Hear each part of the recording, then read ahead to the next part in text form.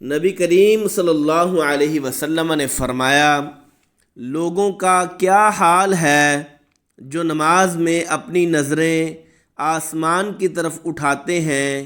آپ نے اس سے نہایت سختی سے روکا، یہاں تک کہ آپ نے فرمایا کہ لوگ اس حرکت سے باز آ جائیں ورنہ ان کی بینائی اچک لی جائے گی۔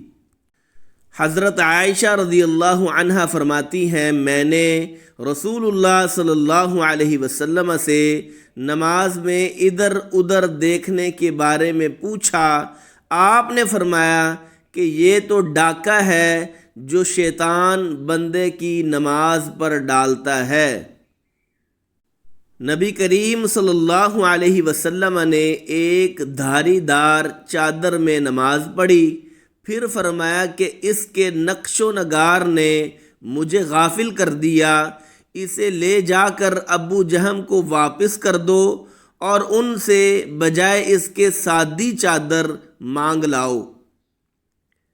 رسول کریم صلی اللہ علیہ وسلم نے فرمایا، جس شخص نے سورہ فاتحہ نہ پڑھی اس کی نماز نہیں ہوئی۔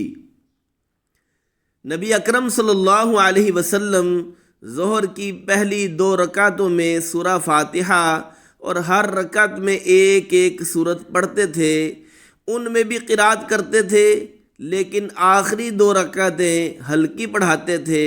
کبھی کبھی ہم کو بھی کوئی آیت سنا دیا کرتے تھے۔ عصر میں آپ صلی اللہ علیہ وسلم سورہ فاتحہ اور سورتیں پڑھتے تھے، اس کی بھی پہلی 2 رکعتیں لمبی پڑھتے، اسی طرح صبح کی نماز کی پہلی رکعت لمبی کرتے اور دوسری ہلکی۔ معمر فرماتے ہیں، ہم نے خباب بن ارت رضی اللہ عنہ سے پوچھا، کیا رسول اللہ صلی اللہ علیہ وسلم ظہر اور عصر کی رکعتوں میں فاتحہ کے سوا اور کچھ قرات کرتے تھے؟ انہوں نے فرمایا کہ ہاں۔ ہم نے عرض کی کہ آپ لوگ یہ بات کس طرح سمجھ جاتے تھے؟ فرمایا کہ آپ کی داڑھی مبارک کے ہلنے سے۔